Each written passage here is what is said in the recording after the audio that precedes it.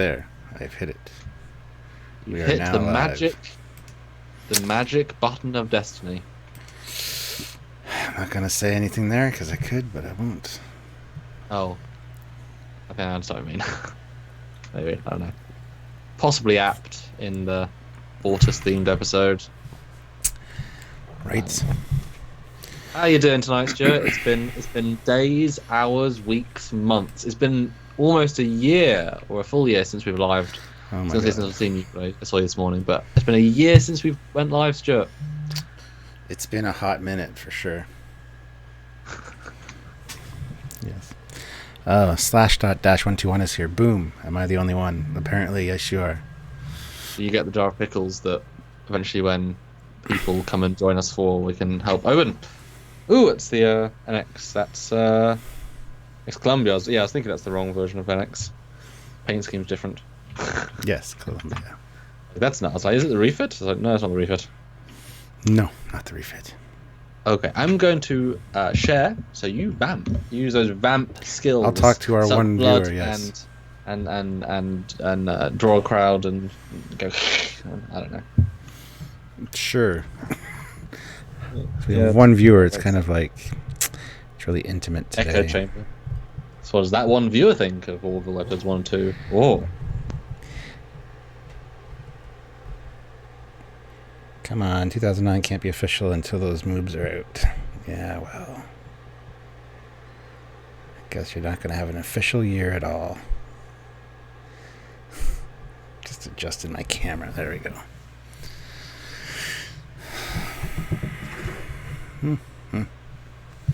More than one now. Woo!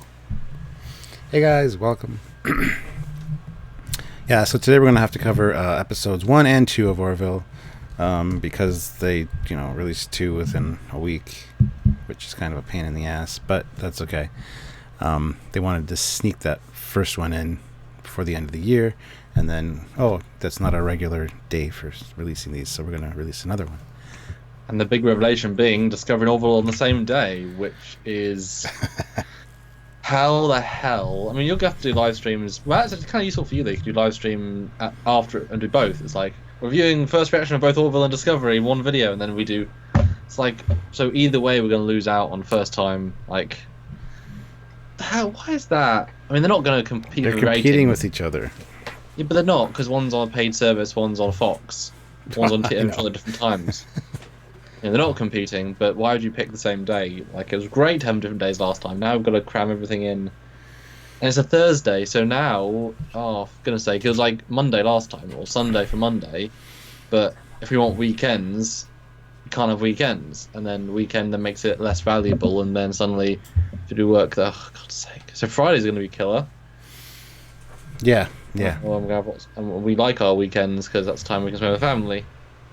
Dear. Generally, yes. Dear. That's okay. We'll make it work. We'll get you guys. Because what we're going to do is, this is the new format we're doing. We're recording a quick live, down and dirty kind of review of it, not getting too in depth, which we'll release for you guys. It'll be about 20-25 minutes on average. Which we had a lot of fun doing, worth saying. Yes. Instead of like an hour and 15 minutes like they were for each review. We're being before. less scene by scene dissection and more just general review. So you're going to be a lot less in depth, a lot less detailed, but hopefully fun in their own way. Yes, exactly. And then after the fact, then we'll come on and do a live to chat with you guys about it. So if you have any questions or if you noticed anything about the episode you want to talk about, we can talk about that with you guys. So it all will help out. Have our plan.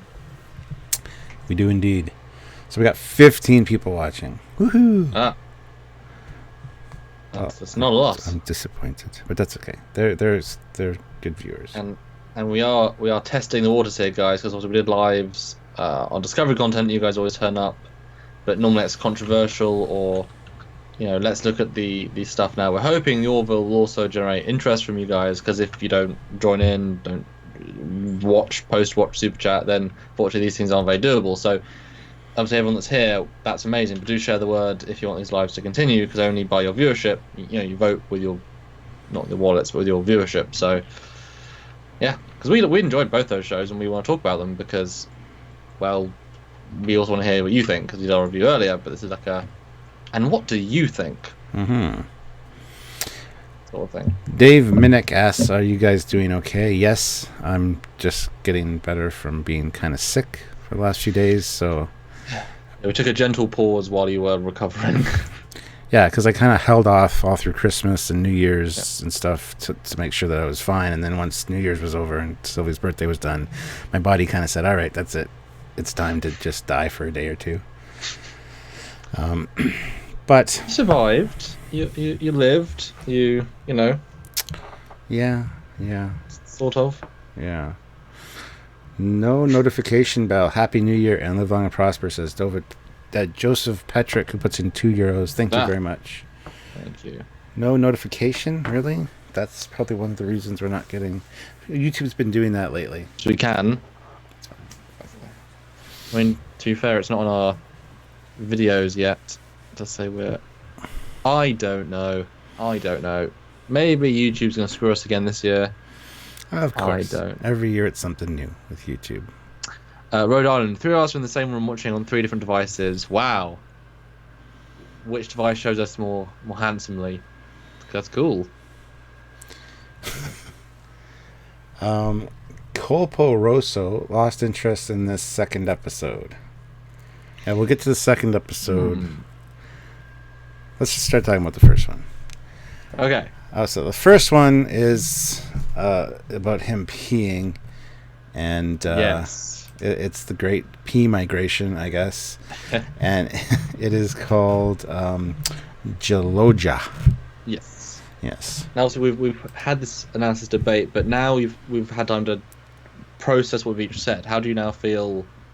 A couple of hours on, I've now obviously watched our review, I've edited it and listened to our thoughts again, and is it as good as bad as you thought now after we talked about it? Do you think it's better now with all the character stuff? Do you think about should we put other parts of the season?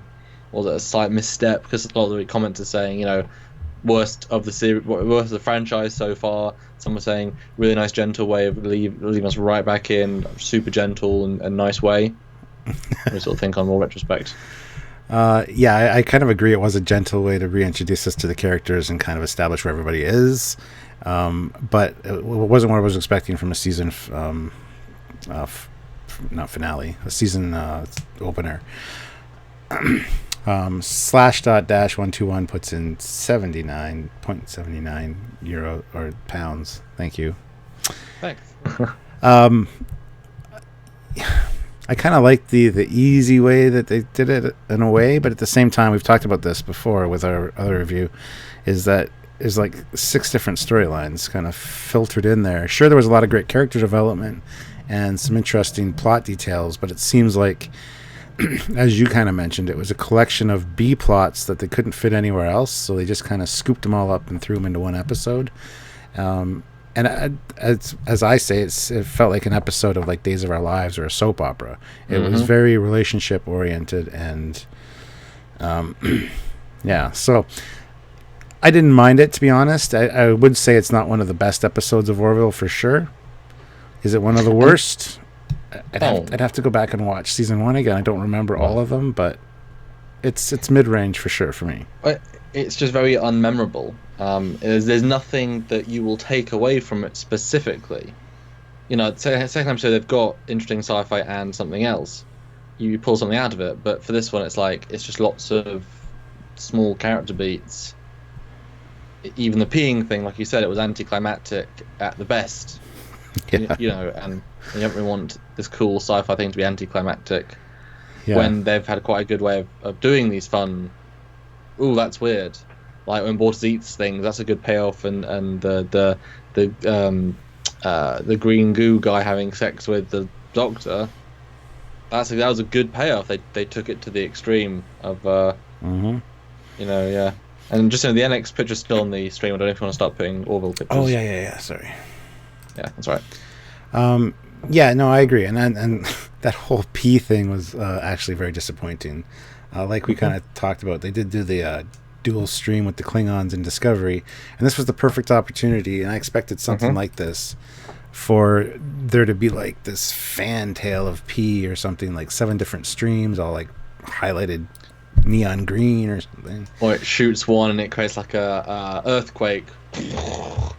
Like he pees thunder because it's that powerful. It's like holy, and then you just see you see the whole thing go. Yeah. And then Ed's like looking like, and Kay's like, it's okay, it'll be fine. This is normal. I researched it, and then he just sighs in relief. We all have that. Yeah, we needed that at the end of that episode for sure. We didn't get it. Puts his hands up doing this. There was no real payoff. Plus, I love that it was on the edge of a cliff. I thought there was going to be some kind of like waterfall thing at the bottom that you would see, and nothing. It's just I didn't even see anything. It was just real disappointing. Oh, Kenny Palco is here. KCP Studio. You got to be kidding me. A $sign next to the chat button to make it easier to throw money at you guys, like tipping a stripper. That is right, Ken. He wanted to come on and troll this stream. He said it'd be very easy to derail it, so we need to prove him wrong. We see you, Ken. Yes. Anyway. But do hit that super chat button. Very important. Yes, do it or die. Yep. What? Do it or no geologian for you, and that's you need to pee. And another thing I pointed out too is the fact that Jason Alexander is in this. He plays the bartender, and he did a fantastic job as this chameleon-like bartender. The feel and vibe of the bar was really nice. Kind of a Cheers. What did I say? Cheers meets 10 Forward. Yeah. Yes. Vibe to it, which was neat. So looking forward to more of his character for sure. One thing I like about Orville especially is that they keep introducing characters and things and people that really can have only 1, 2, maybe 3 beats an entire season. But that's all you need. They put money into that big alien makeup in episode 2. He might only appear twice, but that was a great appearance. It doesn't need to be a human. It doesn't need to be an alien we've already seen. We're building this universe, and so showing this new bartender, he has 2 lines here, 2 lines there, 8 lines there, 15. You know what I mean? It's these teeny things are absolutely enough. And honestly, if you're clever, you can just shoot all of his multiple lines in a day. If he's always behind a bar and always giving advice, you just make sure you have everyone else in the right costumes at the right time, and then you've got these cutaways as we go. So introducing new people is certainly cool, and introducing this teacher character as well. I mean, this cast of characters is pretty large at this point. With Yasif and stuff, you can cut to a lot of different people doing a lot of different side stories. It's pretty. I mean, they said 300 people, and we know, and now we've seen some kids as well. I mean, we probably have seen actively. Either extras or on the show at least like 50, 60 people at this point. That's a pretty good chunk of the crew that in TOS I never got the sense of I knew the crew beyond those 8 with those 4 famous extras. Already we've got a pretty interesting plethora of people. Yeah, I'd say it rivals TNG even, because TNG we didn't get a lot of the other crew either. So yeah. Which is a nice feeling, because you do get the sense. You got Dan, you've got a few other ones that are kind of regulars, like Yasif, the gelatinous guy.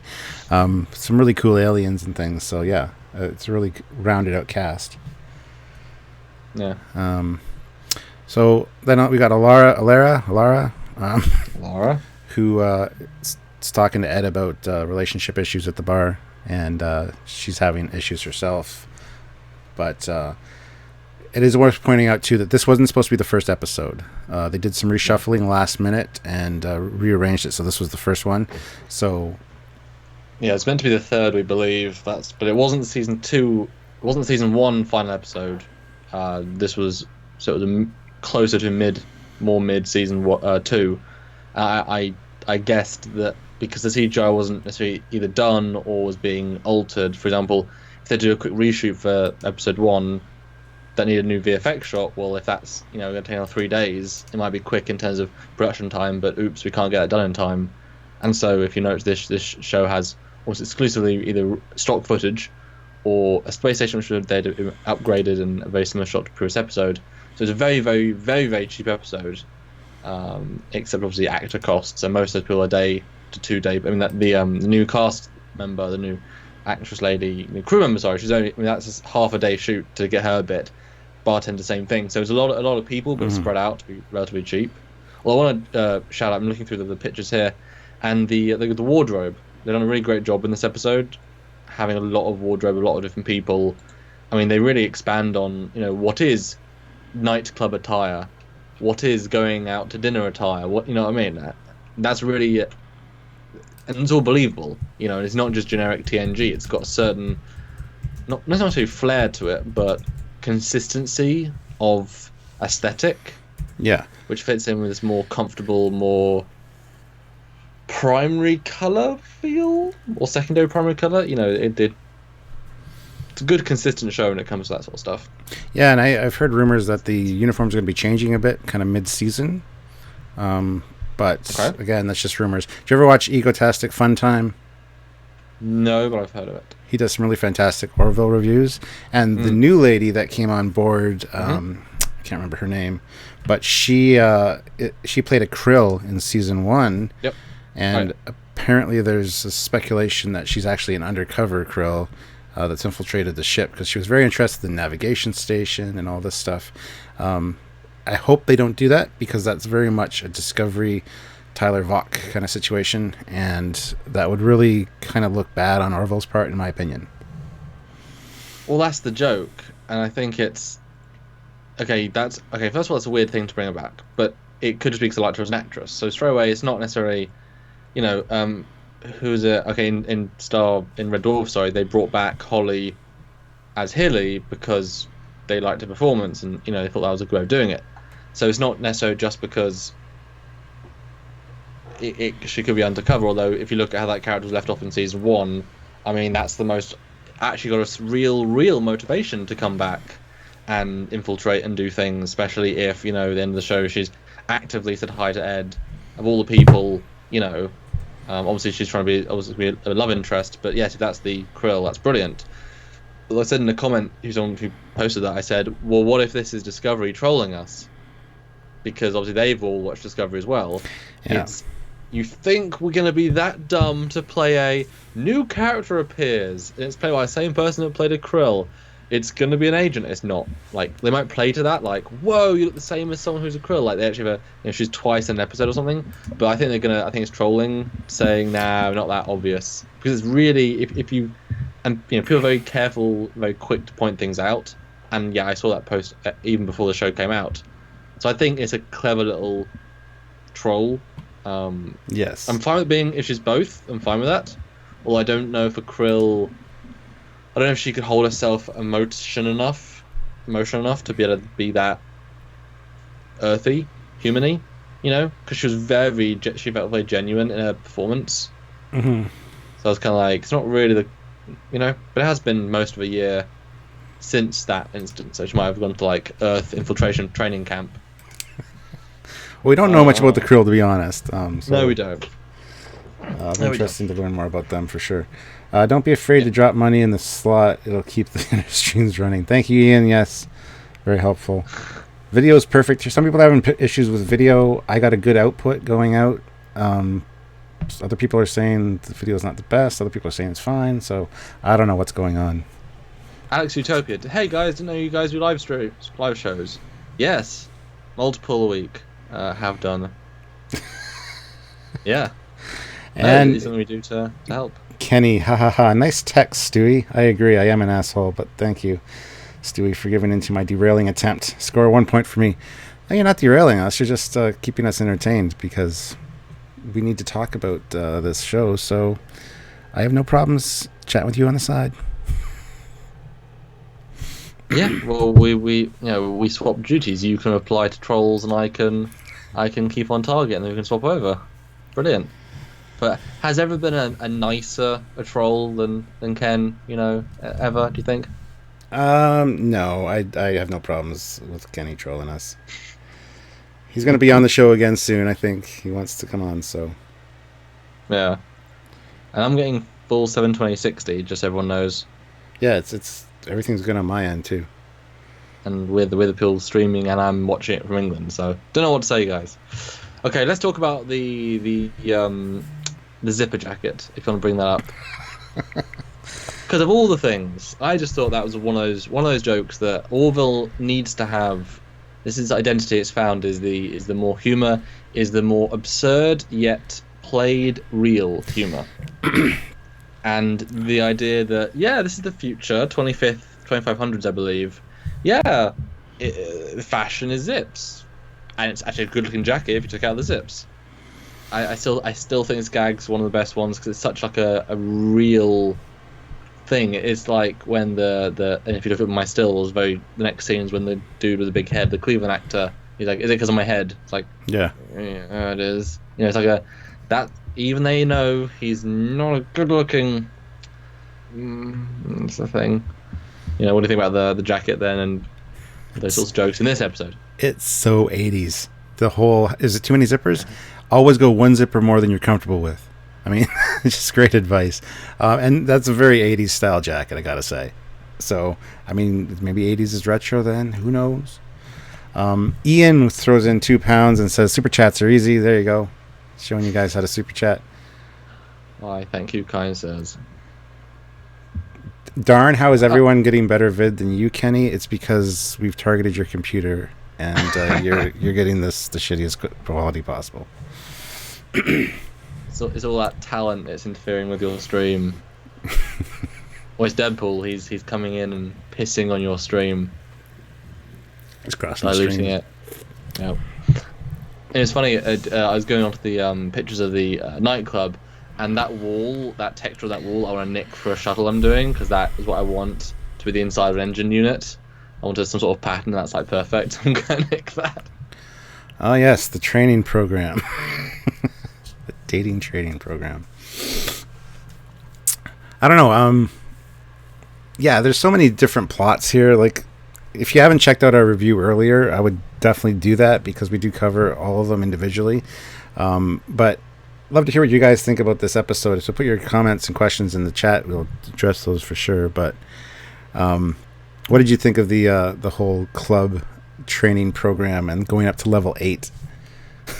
I think that entire thing was pitch perfect. Honestly, that could be an entire episode or like an entire B plot of how he's trying to train him and he's taking up level by level, and we go from pansy to not, and then we see lots of aliens and how he reacts, and it's not a thing to try and seduce an alien with 6 eyes, 4 boobs, and hair down to her ankles. It would be kind of cool to see like him still be him saying trying to do things. Maybe like or it's like a friend's stag party. So I'm going to picture a storyline. It's one of their crewmates' stag party, and Bortus goes too, and Isaac and 3 guys and these 2 leads, and they all have a go at the training program in different ways, and they start altering the settings, and then you see Bortus try to seduce, a random alien. He's like, "Hello, should we mate here or in the toilets?" And everyone's like, "What? Bortus, calm down." I don't know. I can imagine that could be quite funny. Like, I would watch that subplot. See how alien cultures interact, and then Isaac does the best out of all of them because he Kobayashi Marus it. He reprograms the computer to get everyone in the establishment to go after him. It's just like I don't know. I could see that going well. Yeah. Now let's move to another subplot here. Let's go to the whole the kids with the doctor. This. As a parent, I thought this was pretty funny, but meeting your kids' friends who are kind of seem a little rude and disrespectful. So I've been through this. I can understand this, and of course, no matter what, your kid is always the good one when something bad happens. Your kid is the bad influence on my kid. So that was it seemed kind of shoehorned in plot, and it was not super long or detailed necessarily. So I could have done without it, but I think it was establishing that whole Isaac and her relationship, because in season 1 he helped her with the kids when they crashed, and he was trying to understand kids. So I think that's what they were going for with that one.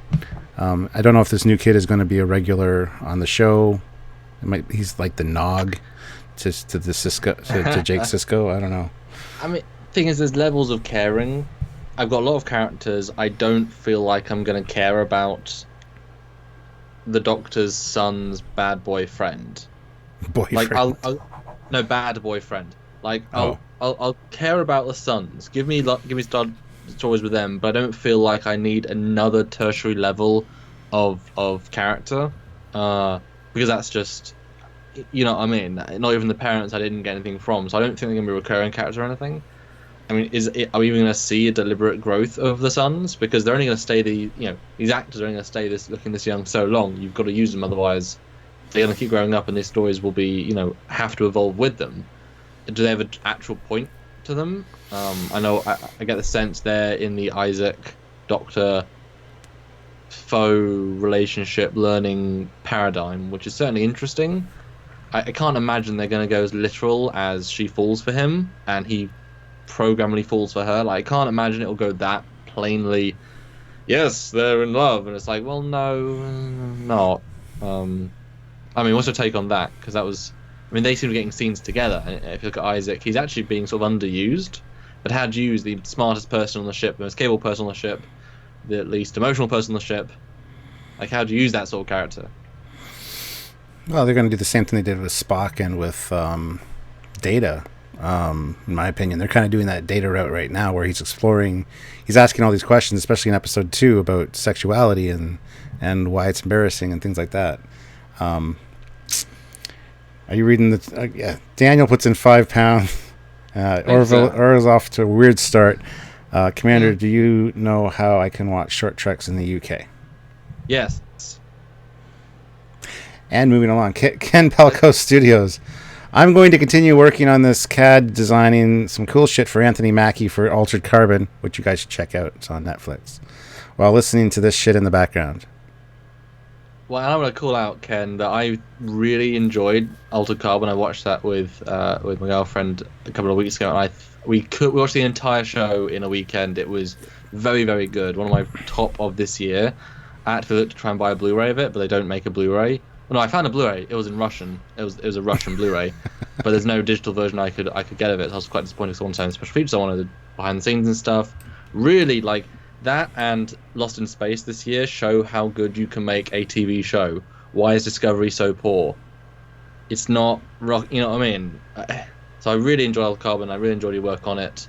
That's great to hear on season 2. Because please make more. It's tremendously. And I like that, unlike some shows where they rely on they lose the fun gimmick in favor of, oh look, it's popular, whereas Heroes, it was meant to be a 1-season show, then you get new heroes. Altered Carbon, it's confirmed they can have no one on the same cast, but the personality of the main lead is still there, which I think is what it should do, and it gives it the ability to do whatever it wants. So I'm really excited about that. Yeah, not to blow about that, but that's a real good show, and I'm really excited for season 2 because it sounds like it's going to do it right. But Ken, get back to work. Talking about the next subplot, it's Kelly and her new love interest, the teacher. This I kind of liked. I didn't want to like the new guy, but he's really hard guy not to like. He's the nicest guy you'd ever want to meet, and I thought it was hilarious the way that Ed went and did a drive-by and then decided to hit the cloak after they were seen. Like, Kenny did not derail us. He derailed number 2. He's stacking up the points, I guess.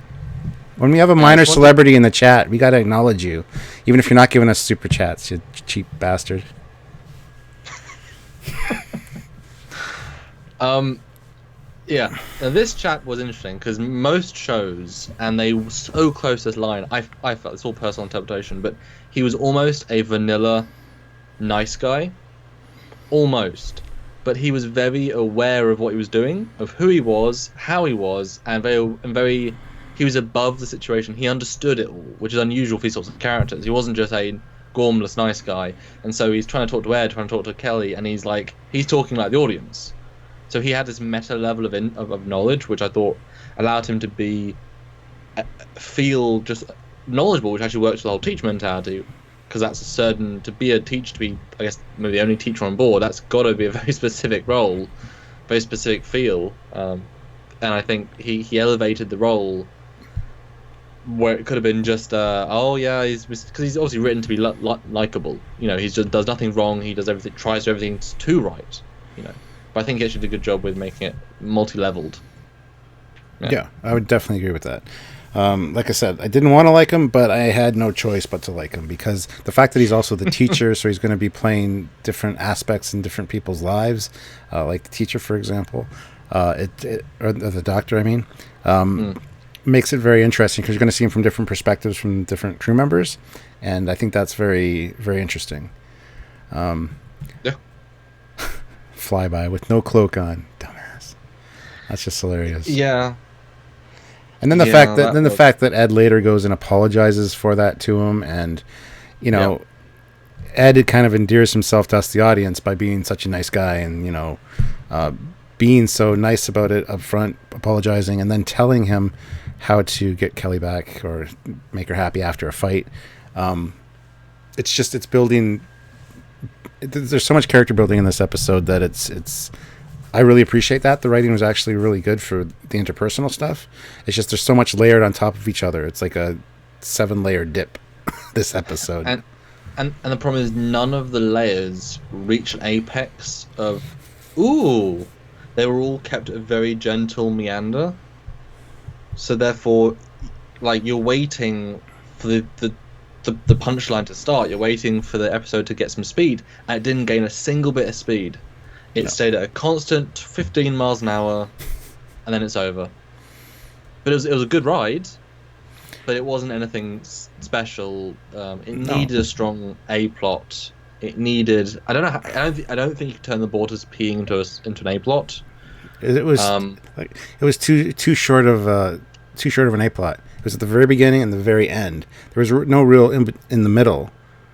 Like, I don't know how I would describe this episode to somebody. In a few years, like, I want to watch the P. It's just the P episode. I mean, I guess. But that doesn't summarize it. That is not a good descriptor of it. And Matt Deckard has to go pee, so he's feeling the Bortus. Oh, I don't know what they were doing. They were chanting, and we will join you. No, I guess we won't. I was trying to think of, when you're saying that, how to make this episode work better. I think what they could have done is. And keeping everything the same roughly, but how do you make the Border story the A plot? And let me know what you think about this. So, same intro, they pick up the lady at the starbase, then they go straight to the planet. Halfway through, they actually end up at the planet, and they're in orbit. So every time you see the ship, it's actually in orbit. And then maybe his Moclan cousin has to come on board to help him prepare. Like, you have to have a family member, and you see this like bustle of people moving in and out. It's like it becomes this absurdly big protocol. Like layers of, and the captain has to wear certain garments. They have to be pee resistant, and it's Moclan pee, and so he has to go to the tailor, and the tailor has to give him a special anti-acid pee garment, but it has to be hand sewed. And now you see multiple levels of people, and then it just sort of like exponentially gets more. There you go, and it gets more and more stupid but again played totally seriously, and Ed sort of knows it as well because he's done research. And then you've got all these B plots happening, but you've got this like. Escalation. All it is just the same thing at the end, peeing. But the idea they do it with all the process, and maybe I was assuming at the end he'd have a stage fight or something. Like he was too nervous to go in front of outsiders, and they have to like turn around. Because wouldn't that be a fun payoff? He's like, I'm sorry, friends. There's too many of you. Would you all turn around? And he turns around. You just hear a big scream. Yeah. And then it's like, well, that was anticlimactic. Like they say it. Oh, didn't even see anything. Like, like I can imagine that sort of. Like, what do you think now? That build up and then anticlimactic on purpose payoff. What do you think? I would love that. It'd be better than what we got, honestly. Because, like I said, there was nothing. I do like your Mount Seleia reference, though. I never really noticed that before, but I'm looking at the picture now, and the shape of the rocks is very reminiscent of Vulcan. Okay, I had another idea for a good payoff at the end, and this is dumb, but the episode's dumb. Okay, so same exact episode. Ending, but you gave 2 minutes. Take away something out from one of the other subplots. Ending moment. You hear him pee, and then you have the crew talk amongst themselves and to the husband and such, and it's real casual. Nothing's happening, and then he stops peeing, and it's like a big pee sound, like it's like a roar. Walks away. The camera goes up over the cliff, and you see like dozens of rows of statues, and he's just peed acid and made a statue out of the rock. And so what they do is they actually make art with their yearly pee, and that's like it's a statue of something really majestic, like a space pony. And then Ed like walks up and says, think his granddad's one was better, or something like, you know what I mean? Because it's still normal, but it's like, wow, he just peed a horse statue. Okay, what do you think? Hey, that sounds good too. I think what should have happened is he should have peed. They should have been fine, and then cut away to another scene later. They're all like standing around talking, and these servers come out with trays, and they each take a glass, and they cheer, yeah, and take a swig. Keep going. And after they, it's ceremonial that they need to do it in one shot or whatever, and so everybody's like, all right, we're fine. And now he's part of all of them because of it was collected, and he's sharing with his friends. I don't know. I think something like that would have been interesting as well, but oh god, and it tastes like strawberry liqueur. And then Gordon says, "Can I have another?" And he's like, "No, only one per person." And he steals it. And then 2 actually upsets your stomach, like because Mocklin P is so strong that you can only have 1 half liter, otherwise you have like bad burns. And then I could, yeah, that's I think well, it's obviously gross, but that could also be funny. Anyway, we're getting off topic. Well, we're trying to fix the P stream, It would have been nice to see any P stream, but yes, it was a little bit lackluster. Yes. To be fair. Okay, so we've covered the main P plot. We've covered the kids messing with the replicator, just doing stupid kid things. I love how Isaac just trumps the other parents, and it couldn't have been her kids because this, and this. Really cool. Again, the justice there, so that's cool. Yeah. Oh, the Alara thing. The Alara thing. Oh, sorry. Go ahead with the. Well, I was just going to say, I was reiterating what I said in the review. I just felt that storyline was so by the book. Like, if you want to talk about, and I don't tend to look at episodes like, oh, what's going to happen next? The most, predictable by the numbers, 1, 2, 3, here we go. I just don't see. I didn't add anything to the characters. That was filler in a B plot of an episode, and that's weird to me. So I mean, yeah. The Alara and Dan thing. It's cool to see like this fine dining establishment aboard the ship, and I think that's something that was really missing from TNG. They had enough room on that ship. They could have had a few restaurants like that. We never saw anything but 10 Forward. So I got to give Orville props for doing stuff like that. How there's like, the replicant area, the shopping mall or whatever, and then and they're doing great jobs to just because they can easily just redress sets, and that's what they're doing. They just redress them, and Bob is your uncle. Yeah, they're very versatile like that.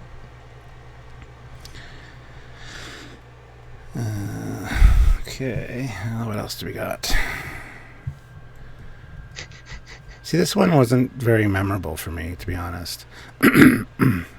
What's his name? Hitting on the new girl, and he just can't do it. He walks around her. Didn't go anywhere for me. That was kind of a stupid storyline. Yeah. He should have at least made an attempt and been shot down, or... That would have been funnier if that was Alara.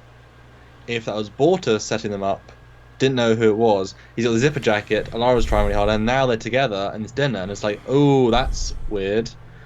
They're super friends, or not even talk. Like, that would have been a better payoff, I think. Because then those two storylines would have been merged, and then they could have had, they could have got drunk and realised we really aren't attracted to each other, but let's get drunk anyway. That could have been kind of funny. Yeah. Much better, I think. Yeah. Because it just kind of went nowhere and fizzled out. Now, I don't know if that's going to continue on to other episodes where he keeps trying to go after her. Then I can see it. Then I can see it being good as a tie-in. But I don't know. Gordon's a good wingman. He's a good wingman to any story. But don't need to give him the first new girl he goes after. Because especially since it feels like that's going to be Ed and her. Do you need a love triangle thingy? I don't know. It was a fine episode, but it wasn't anything superb. Yeah. But we are about 40 minutes in, so why don't we move to the second episode? Okay. Again, Oh, well, hold on. Before the closing of that, then why don't you guys in the chat give us your out of 10 for this episode 1 of Orville, season 1. So give us your out of 10. Just throw it out there. Yeah, and any thoughts you had or any questions you had for us, if we noticed anything you want to talk about, let us know. And don't forget, super chats are great. Very essential, yes. Yes, I answered your text, Ken. God damn it. But yeah, we are here to chat with you guys. That's why we want to do these lives. So Matt Dacre says 8. 7, really. Okay, yeah, that sounds about right what we were saying. yeah, I was saying 7.5 from mine. Alex Utopia, out of the context question, I searched your channel for The Expanse, found nothing. Why is that? Do you like the show? Particularly doing ships? Yes, we get that question often, but I've never seen an episode of The Expanse, and Stuart's seen a couple, but never much. So it's one of those shows that I'm trying to save. I didn't watch Babylon 5 until I had to watch Babylon 5. Interview one of the guests from Babylon 5. It's like the last big space epic, but since I have no knowledge of the show, I definitely don't want to get it spoiled. I have no interest in doing ships because then Okay. So at some point, yes, but I got to jump on you no, before this not currently. chat goes down. Okay. Ken says, "Okay, peeps, I'm going to help support these boring fucktards." Thanks, Ken. First person to donate $200 here, and I will give them a leftover set of production phaser parts from Into Darkness. So if you want some actual Into Darkness phaser parts, because Ken worked on the props for that. And he is legit. We've actually done a video on them, which we'll release at some point. And Mecha Random is here. Hey, Mecha Random, how's it going? Hey. Long time no moderate. Yeah. But I'll summarize those: 6.5, 7, 7 or even 8, 7, 1, 6.5, not enough spacey stuff. The lack of P, 6. Yeah. Except donate directly to them, not here on YouTube. So it has to be a PayPal donation, I guess. Because very sensible. YouTube takes 30% off. So Joseph puts in €2. So super chats are great. Let's talk sex addiction. Yes, let's talk about episode 2, and that is called Primal porn Urges. addiction, not sex addiction. They are different. Let's be fair to Bortus. He's not out really doing things. Just hollow things. Fine. Sort of. Well, me and Sylvia had this discussion when we watched this. Is it cheating if it's with a hologram? And what if it's a hologram of your spouse? Is that still cheating? I say yes, because it's taking time away from them. And what if you pick the same hollow lover multiple times? Are you then cheating because you've now formed a relationship with a... you like the same one? Exactly. But yeah, so episode 2. Stronger for sure, but we said in our review, overall uncomfortable, but very much on purpose. Yes. Yeah. Let's just go through the pictures and hit it that way. I think it's the best way to hit the talking points. So it starts off really great sci-fi premise, seeing this planet die, being sucked in by a sun, which, to be honest, has a real TNG vibe to it. They were always doing things like this with the TNG crew. So you see the atmosphere get sucked off the planet. I mean, it's really, I thought it was really cool. And as I said earlier in our earlier review of this, I always overlay Star Trek on top of Orville when I watch it. It's just a different ship, but I put Star Trek uniforms on, and But not in a disrespectful way, because you like them both. Yes. Well, that's the thing. If you had made this as an Star Trek show and it took place in the 2500s, you'd very minimal changes for it to be a Star Trek show. Very minimal. It'd just be a slightly off-kilter one, but it would be a very modern day one. I think you could justify it as its existence. But yeah, this premise, this star premise is brilliant, and it's the sort of thing that a full TNG episode would be about, as you said. But the fact they can realize it so expertly, you never get a sense that they're not putting the budget in to that. You never get a sense of all those effects aren't very good. Like, it's really nicely done. awe-inspiring and beautiful in its own way. And I love seeing the sun as a VFX artist. I'm like, it's a real simple ship shot, real nice sun effect. Very like ooh. And like the first episode, like 97% stock shots. They're all new because I really like the ship with the sun and stuff. So it's good to see like it's a bit of it felt more on its own budget. But then obviously you get down to it's most just a character piece. And we kind of wanted more sci-fi in our character piece, even though they're aliens. Yeah. They're so relatable, damn it. Yeah. And I had a feeling early on that there was something with this planet that wasn't just going to, they weren't just going to watch this planet die. There was going to be something going on. And of course that kind of built up and snowballed into, there's something there we could use. And there's used to be a civilization. There's currently a civilization. Spoilers. But I kind of saw that coming from the beginning. So yes, this is where we learn that Bortus is leaving work early, essentially, each day, and yet when he arrives at his quarters, he's been working late, and we see him stop off at the environmental simulator because it's not a holodeck, guys. No, totally different. Meets up with a gentleman by a campfire. So anyway. Well, it's worth also mentioning that the context sort of shifts in how they treat him doing this, because the way they show it, he says, Captain Mercer says, that's the 4th time he's done this week, implying this is unusual. Well, it is unusual, and to the point where one more time he sort of scolds him. And yet, Clyden also says, this has been a few times, but we hear that he's been doing this for months. Since the baby, and that was like episode 3 of season 1. Yep. So if it's about a year, So I'm wondering then, what was he doing at the start? Because the first program we see is very tame. Maybe it's an aggressive mate. That's the not tame bit. But was he sneaking away for 10 minutes, and now he needs to sneak away for 3 or 4 or 5 hours? Like, what I mean? I sort of. At the start, I felt like maybe he was ill, maybe he was cheating, maybe he was... Like, I thought, before I assumed he was porn addictioning, I was like, maybe he's trying to learn something special, or he feels betrayed by someone, so he's doing something special, like, Worf walking off and doing the whole, I stab people in the holodeck, like something specific to vent something, so assuming it was something that triggered it.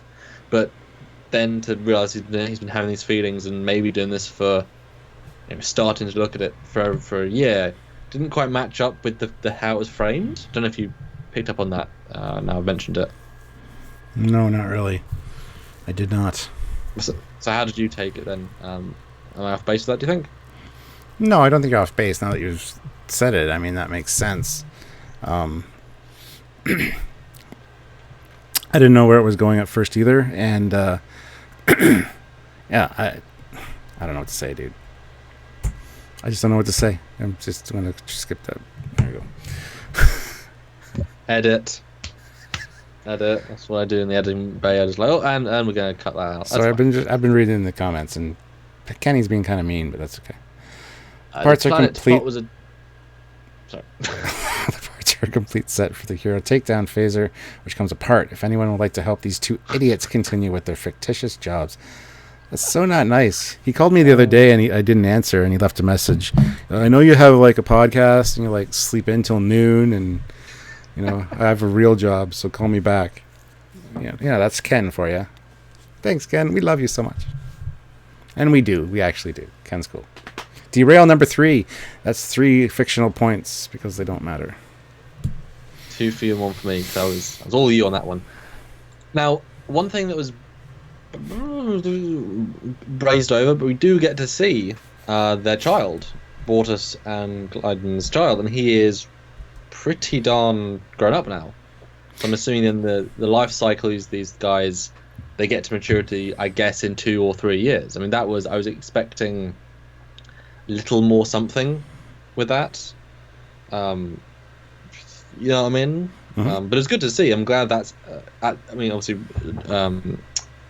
not who's the Alexander. Alexander obviously sort of was a character, but never quite worked.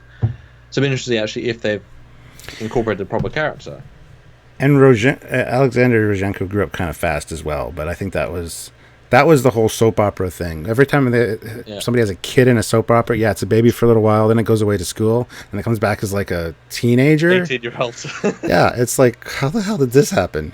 So it makes sense with alien life forms. I don't know. By the end of season 2, is he going to be a teenager pulling teenage pranks and stuff, or being an asshole? Season 4, he's dating Lara, you know. Well, yeah. You're 4. No, I'm sorry. It took me so long to ask you out. And she's like, what? But that's interesting. I mean, it's cool, and like I said at the start of the stream, I like that they introduce characters knowing they might use them once a season, but it adds to the world. They're investing money, time, and effort just to enhance the world and the crew feel, so that if you need to pull them out of your bag of tricks, you can. Mm-hmm. So this is like it could have been a baby. It would have been the exact same play. I don't think. Yeah, he says one line, I think, and that's it. Yeah. Was it even worth the hours of makeup? I wouldn't want to be that full makeup. So I'm like kind of impressed that Orville's committing to this sort of doing it right, you know? Yeah. Well, I can see an episode coming up where the virus infects all the adult crew members, and him and the doctor's kids have to like save the ship or something. You know. But Gordon's fine because he's really a kid too. Big kid. Yeah. Yeah, Isaac and the kids. Yeah, that'd be actually decent payoff to him learning to deal with children. That'd be kind of fun, actually. Yeah. And Ken's asking, I've not seen Orville yet. Is it worth watching? I'm on the fence. It's absolutely worth watching. If you were a fan of TNG, I would say definitely watch it. It's probably a really good binge because you get past the 2 start weak ones, and then you get straight into some really good ones. And then you sort of, if you like the story, like the story. If you don't, you don't. But if you like Family Guy or American Dad, I mean, it's closer to American Dad than Family Guy for sure. Because it takes a serious approach on work. Like, Stan's a really good agent. Mm-hmm. Peter's a good beer operator, beer producer. Like, he's just absolute. You know what I mean? Like, he's not good at his job. Yeah, well, yeah, he's good at drinking it, but not. Anyway, so yeah, I don't know. The whole prisoner thing that went on for a long time. The prisoner sex scene. Well, we talked about this earlier, like too long, like uncomfortably long. But I think that was the point.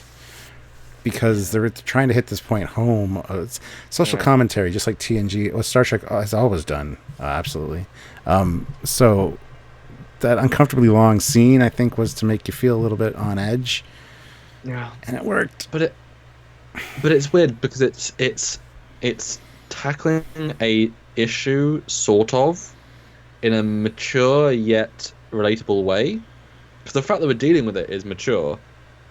We're not just ignoring it. But the deadpan nature of the Bortus species is so, like, the way he handles the scene is so, like, you can feel the underlying creepiness of what he's doing and asking for, but in a deadpan way. Like, it's real.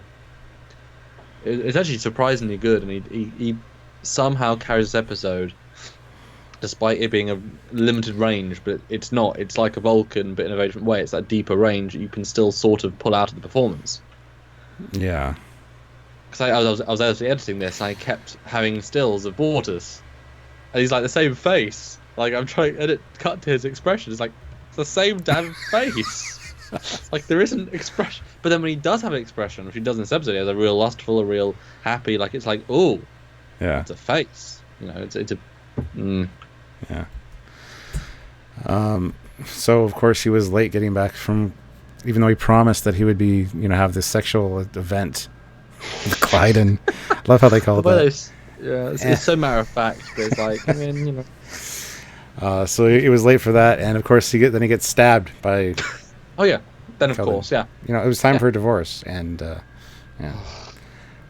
Of course, then the doctor saves his life, and he's like, "You shouldn't have." And this is where we find out all about Mocklin divorces, how they just basically, the other person is dead to them, so they just kill them. And it's interesting how it's difficult to judge and justify alien cultures because we can't relate to them on the same level, and we haven't got with what we said for his original episode with the change of the sex of the baby. It's like we have no right to say what we've been doing for 10,000 years is wrong, even if we judge it wrong. It's a full another planet. We have no right. But it's interesting that in that case they let the ruling go. But in this case, even though the culture and the tradition, and even though it's a poor evolutionary choice, although I guess if you get rid of bad mates, you get to mate again, and then you create stronger mates, I guess. I don't know. But, like, that's now them saying, no, you're not going to kill him, you're overriding the culture, which was a big deal in the other one. So it's interesting that they changed the sex of a child versus murdering an officer. I guess that's the line. Both cultural. And as we know, Bortus said he was fine with it in his own unique way. Mm-hmm. Yeah, he just didn't realize that Kelton was so far gone. And I liked him saying that. It's like that little bit of, oh yeah, I get it, man. I just didn't quite pick up the signals.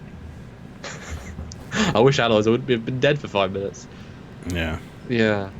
But I do wish we had a bit more repercussion of that. I'm sure we are. I mean, the fact that this relationship is now being corrupted from the inside, I guess.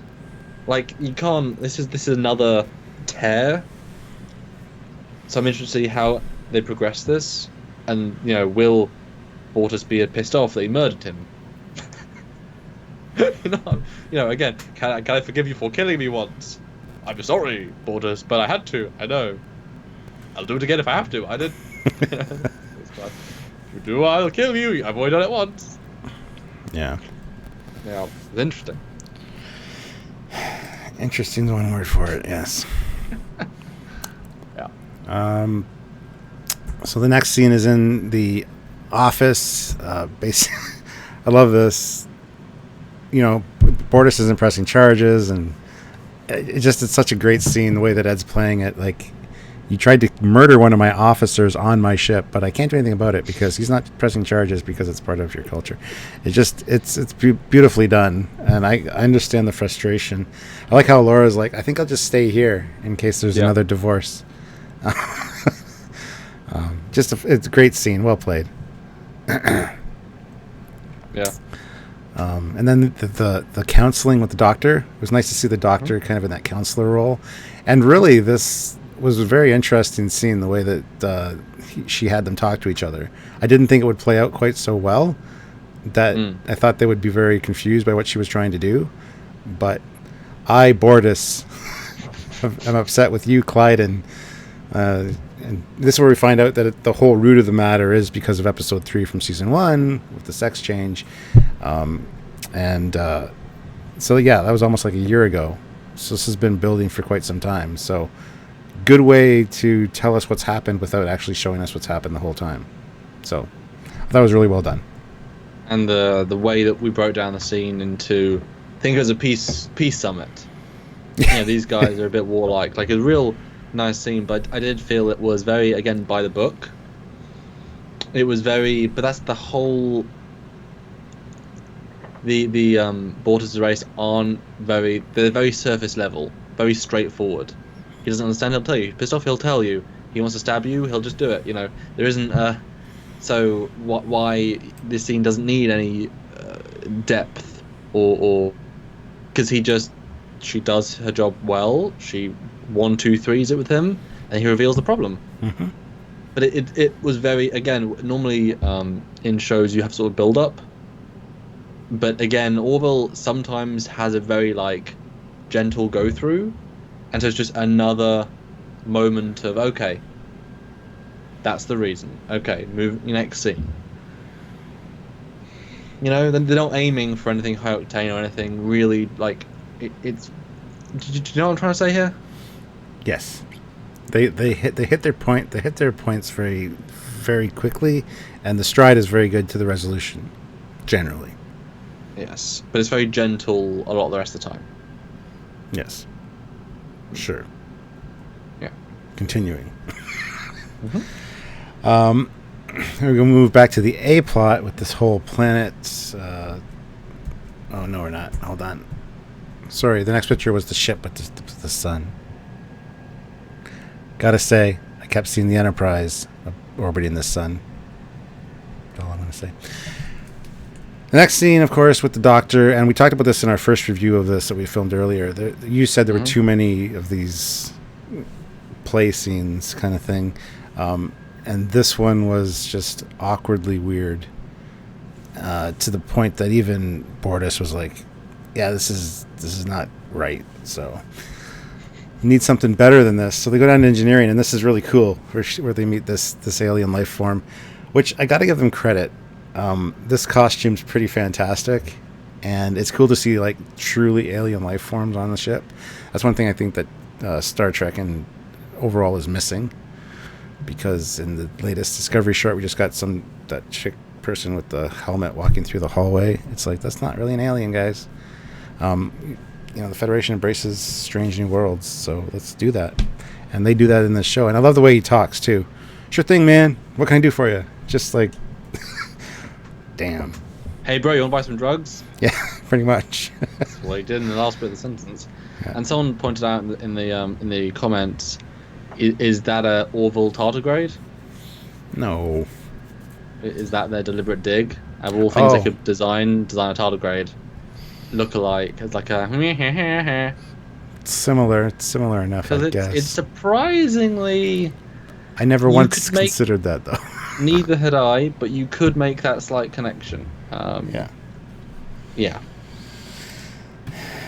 Yeah. Anyway, so they recruit this guy who knows somebody that they're going to get a new environmental simulator program for Bortus. And I love how he's like, keep your voice down. Just talking about it. All right. Then we go back to the A plot again, and this is the seas boiling off and all this blah blah blah. I wish they would have spent more time on the A plot, to be honest, and have the B plot be a little bit. Yeah. Everything was a gentle progression until we get to the climax of the episode. It's very true. The last 7 minutes. Yeah. Now, were you wondering, were you disappointed? Did you think the aliens on this planet would be non-humanoid? Because I was like, what are they going to do? They're going to make some effort making them alien? What do you think of them being literally just humans with braid rope hair? Do you care? Don't care. I didn't really notice. I didn't consider that. So I was a little well, wouldn't it have been fun if they made a little Star Trek jab and just had literally a nose piece, but it was blue? You know what I mean? Because it felt... They're saving that for episode 5. Because we have been very good at seeing non... I don't know. It stood out the fact it didn't stand out to me. I don't know. Yeah.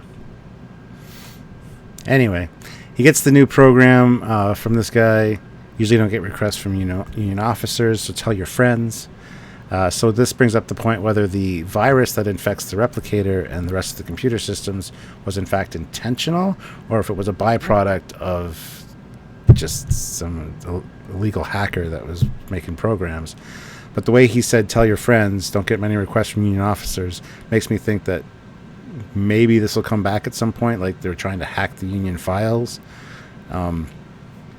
But anyway, I think it would have been cool to tie that in with the plot from the first episode with the kids messing with the replicator, and have the kids inadvertently screw up the computer system, to make that more of a plot point, because it was kind of one of the smaller things in that episode, and I think it could have been made into a much bigger piece. Yeah, certainly. Dog poo pizza. Oh yeah. And then you get the by the lake scene. And Clyde. Well, I think we've already I think at this point we've summarized the episode anyway. Pretty much. It's a pretty linear episode. They save the people. Bortus has to admit the problems. He's, seeing the people die, the planet die, appreciates what he has, and wants to get better. And we sort of end on a positive note, even though whatever. And whenever we talk about the 30 people survived again, that will probably never come up. The virus will probably never come up, and I wonder if Bortus and Clyden can stay safe and together and such. Because do we care? Are they more interesting not together? I don't know. No. But the last part of the episode where out of 70 people, they can only take 30. Really kind of hit home, and then Bortus kind of realized that after watching that couple have to separate, that things are like people around you are important, and I don't know. It was just a slow build up to a really kind of devastating real life ending with people dying. So trying to support your friends is a tough job. I'm somehow compelled to step out in front of traffic right now. Well, you don't have to watch, Ken. I appreciate it, but this is our first live episode review, and we're doing 2 episodes, so it's kind of just we're trying to just get through it. And we're not doing scene by scene, and they're not the most like the thing about Orville versus Discovery is that Orville it's so self-contained that we can't complain about the canon or the ship design or there's nothing to pull deeper from. Where in Discovery everything is a layered thing. They bring in Romulans, okay, we can dissect it within a T. This sort of stuff is like that new alien. Know nothing about it. Looks cool. There's not much you can say. So we're in it's a nice, it's more about plot and such. That's why we can sort of go through them quicker. Because, yeah, it's a plot of a TV show more than anything else that we appreciate the growing continuity and how they try and balance the actors. Because it's a good cast. It really is. Yeah. And I'm interested to see where they go. Although, I don't know. Would this have been a stronger first episode, do you think? Yeah, I think so. But then I think it would have been very off-putting for people that really didn't know Orville. Yeah. You might want to jump on the beginning of a season and you see this one first and you're like, oh. But then again, that being said, putting it at second is pretty much the same thing. Because the first one was so lackluster and kind of forgettable that it was like... It's like I kind of wish they'd done a 2-part intro story that was real positive, very Ed-centric. Give him that real heroic start, but like he does everything wrong. In a good way. Him and Kelly and Alara and Isaac, say, because they don't get much in these episodes.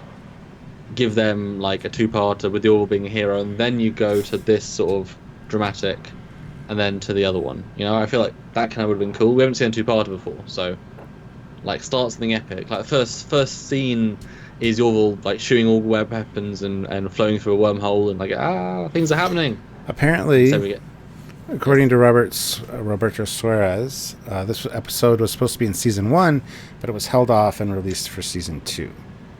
I don't know about that one. One of them was, but I don't know which one was. And this doesn't necessarily feel like a season 1 episode, because this would be a weird end, because it was meant to be the last episode of season 1, or last but one. It doesn't quite feel like it would fit there. I don't know. Can't speak to that. Yeah, I don't know either. So guys, what do you guys rank it out of 10? We'd like to hear your thoughts, and if you have any questions or comments, please feel free to ask away, and super chats are always great. If you guys want to help out the channel, you can definitely do so, and of course with a super chat we kind of have to read it. Something you say, we are forced to read, compulsed by the dollar amount. It's like, oh dear. It's a powerful weapon that luckily most people don't abuse, with very few horribly inappropriate comments we've been forced to say via the dollar or pound or euro or ruble, all things. Yeah, I'm trying to with this season. It's weird because there isn't a greater arc, because it's a differently balanced show. Whereas when we had Star Trek, obviously, with TNG, the more mundane episodes of say season 2 or 3, right? Yeah. Everything still adds to the Trek universe, where we know the lore, we know the vibe, we know the deeper thing. The tech makes sense. It's all, but Orville is a weird, where it tries to make a universe, but it's also focused on very real elements that don't necessarily add. Like we've learned one thing about the Moclan culture, but it's a very niche thing. They could have delved into more about Moclan mating, about how if they don't mate once every 4 days, then a secondary routine begins, a secondary cycle begins, and you could add layers to things that they didn't quite take that up on. So I'm looking at this in compared to season 1, which I think had some slightly more sci-fi heavy stories, and I'm thinking this feels very much like a continuation of season 1, but doesn't feel bigger, grander, more entertaining. It just feels like another sort of day in the life of. You know what I mean? Yeah. You could watch season 1 and then these back to back, and you could put this anywhere in season 1 after episode 3, and you wouldn't think. Which, same with episode 1 though. They are such a thing. I don't know if I like or not, because I don't know. Even I don't know. It's weird. I kind of want something bigger as well. Yeah. Um, Yeah, yeah. I just found both very kind of middle of the road as far as episodes go, and not very significantly memorable. This one I don't think I'd Cool. ever want to watch again, per se. But it was definitely memorable though. This one's memorable for sure, but the first one wasn't. And this one I would never want to watch again. So far, Orville's season 2 is kind of off to a meh start. Yeah. Um, But not. But again, it's not the writing. It's not the quality. It's just the stories choosing to be told. Because you've only got 13 stories. You know what I mean? It's like, well, that's the story. yeah. Ken says, say something about the props on the show. I'm very intrigued to hear something about that. Well, we don't know much about the props on the show. And when there are new props introduced, we do talk about it. Season 1 had quite a few, like the communicators and stuff. We definitely focused on those. This one has nothing memorable at all. Well, nothing new. No. I mean, the art design. Although they did have a new spacesuit for Bortus, a new radiation suit. The radiation suit, yeah. I was pleased to see if we go into. Yeah. Just a nice, normal looking. Although that must be a Mocklin specific one because, I mean that that helmet's pretty thick helmet. Mm-hmm. A human head with a lot of excess room. But it was a nice, simple one. No, I mean the art design in Orville's always impeccable. Like I said for the previous one, all the costume design's really good. The alien design's really good.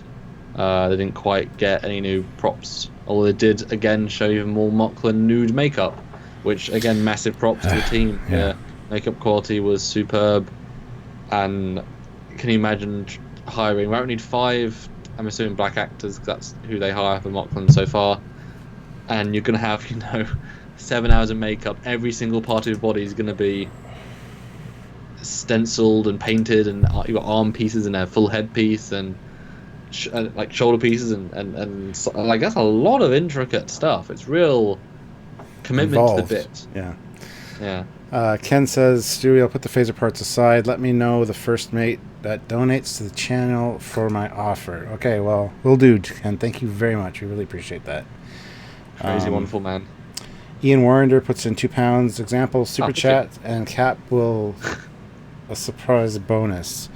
Well, I'll play a super chat reward for you, bonus, I guess.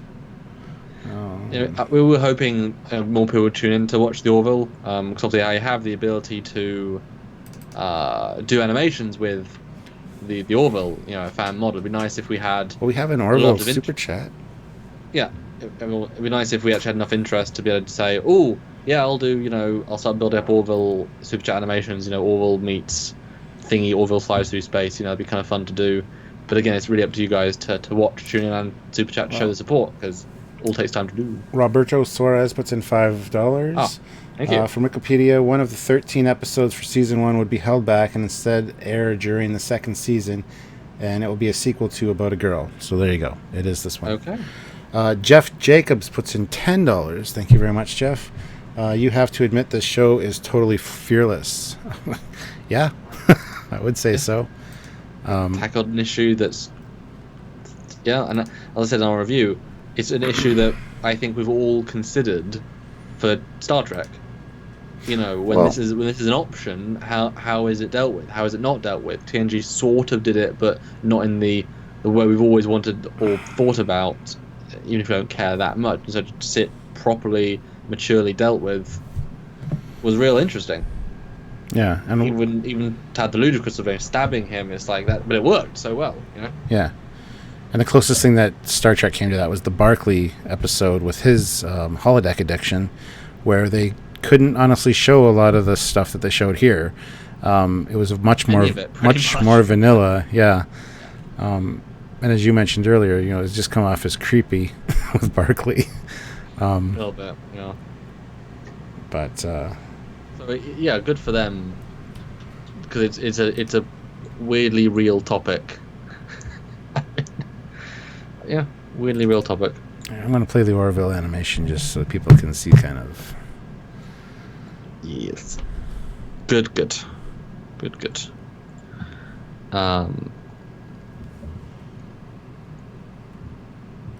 Kevin Foley, what do you guys think about the music? Well, I was excited, not for music for this episode, but because La La Land, the music record label, is releasing the Orville soundtrack. So I'm pretty excited about that. Yeah. Good music overall for sure.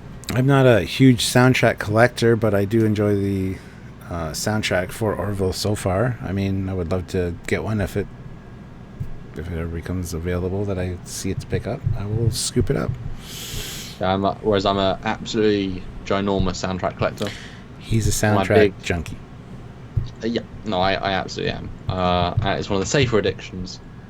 I'm a huge fan. I just love because I've been doing my own films for 10 years, and I don't like official soundtracks because normally they release the pop music, the music with lyrics, but you can't use lyrics for your own films as background ambient pieces.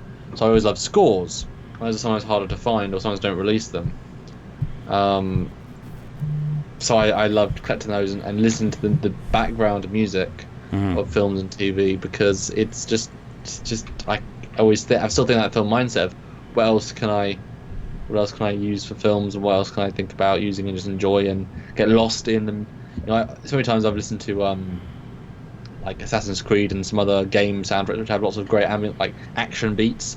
I'm walking through town and suddenly it's dum dum dum dum dum dum dum dum dum dum, and it's like, oh, I'm a spy now and I'm walking through town. Yeah, you can't see me. I'm not doing that obviously, but you can't help but get taken away by a sound cue that's triggering you to be like, I'm an agent. Yeah. Just saying. Somebody in the chat said, "What? No talk about the Escape Artist." Well, we filmed a review for it today. But no, this is live specifically about the Orville. We don't want to have to. Orville's came first because we had 2 to deal with. Yes. We will do a live on that, I'm sure. Don't know when. Sunday. Yes. So tune in same time Sunday at 5 Eastern Standard Time, and we will talk about the last Discovery short. I don't think we'll get to all the other episodes reviews before the 17th, though. I don't know. Well, we could always... Well, yeah, but there's no point doing videos of them because lives are only what's worth doing. Maybe we do like a speed run. Maybe we pick like a weekend day and just spend like 4 hours, 3 hours doing the entire season. I don't know. I definitely want to make sure I rewatch them just for fresh mind, But yeah, that's certainly not far. This is totally random, but did you like Rihanna's song "Sledgehammer" that was released for Star Trek Beyond back in the day? The music video was really good. Yes, I think so. It was all right. Yeah. I wonder how many uniform changes Orville will have. Hopefully not many. I don't mind the uniforms at all. They're a nice mix between TNG and like the movie era, the maroons. Wouldn't you have a little Riker in your holodeck? No, I wouldn't.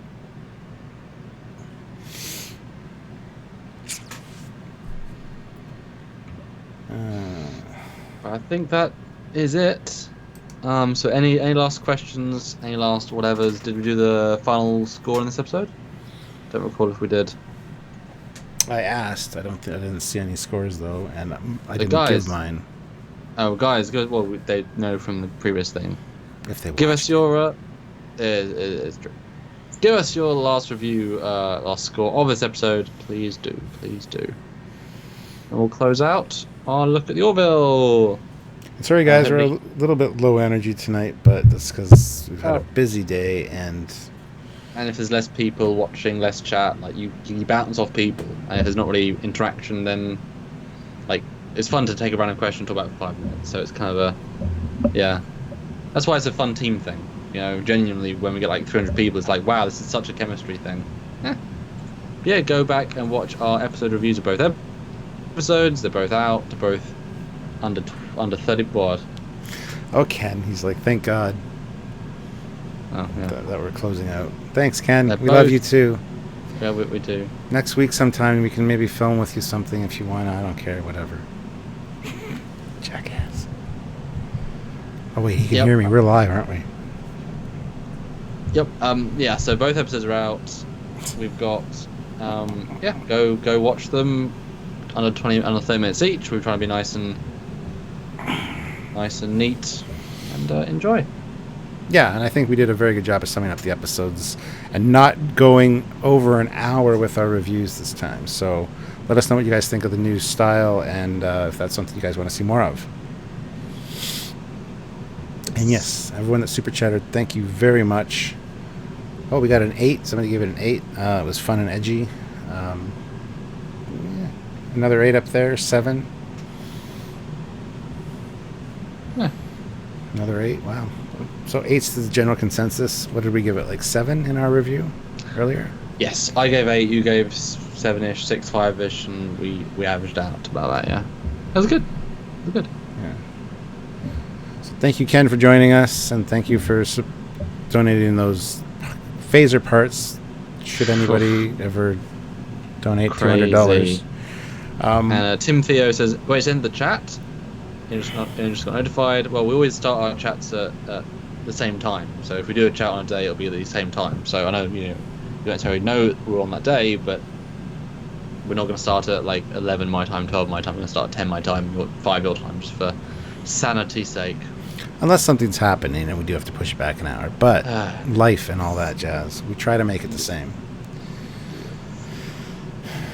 Ken says 2. I don't know what that means. Oh, that's what he gave it out of 10? You didn't even watch it, though. Or are you rating our live chat? Because you're... I think he is, yeah. 2 out of 1. Wow. Tim Theo puts in $1. Thank you very much. Ah, thank you. Just for that, I'm going to play animation number 2, just because he said 2. Oh. Oh, he's requesting an animation, or... Ken's kind of slow, so... Maybe if he sees that there's animations, he might want to donate. Ryan K. I was fine with the previous review length. So was I. But,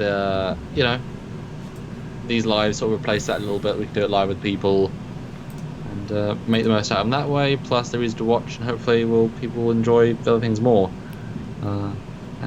Chief Cook, who makes all the animations? Me! I make all the animations. Yay! And these are all the remastered ones for the intros, because I went into old episode ones and did all that sexier resolutions and such and relit them just to make some more modern ones because, want to impress people. And guys, do make sure you go back and look at the season finale of Trekyards that we released this Tuesday on the Battlestar Galactica. It's doing well so far. Great new renders of the original miniseries model, which is the most clean version in the show we see, not in the spin-off things, but the show. And do check out the Valdor from last Saturday. Again, a really nice one with some cool animations of seeing it scale with the Derelicts. And Stuart's Eagle Moss review today is the Galactica as well. You timed that. Did you know that? Did you know you're doing that? Or was that just well timed? That was just well timed. Yes. I mean, that was planned from the beginning. I love how we have the exact plan. same angle of the ship as well. Like if I just done the other way around, it would have been the exact same angle. But it obviously looks best from certain angles. That's what happens. Like if you try and what was I trying to do? There was some Trekyards episode where I was using the refit or the D, and I did an angle. Then I took a shot of a miniature. It's the exact framing, the same. It's like, oh yeah, because that's like one of the best angles of the ship. It's like, yeah, that's what you get. That's what you get. Great minds think alike, and fools seldom differ. Yeah. Cool. Anyway, guys, thank you very much. Anybody that super chatted, much appreciated. Thank you, Ken, for joining us. You got to come on when it's a little more lively. We have some really good lives. This one was kind of blah, so don't judge us.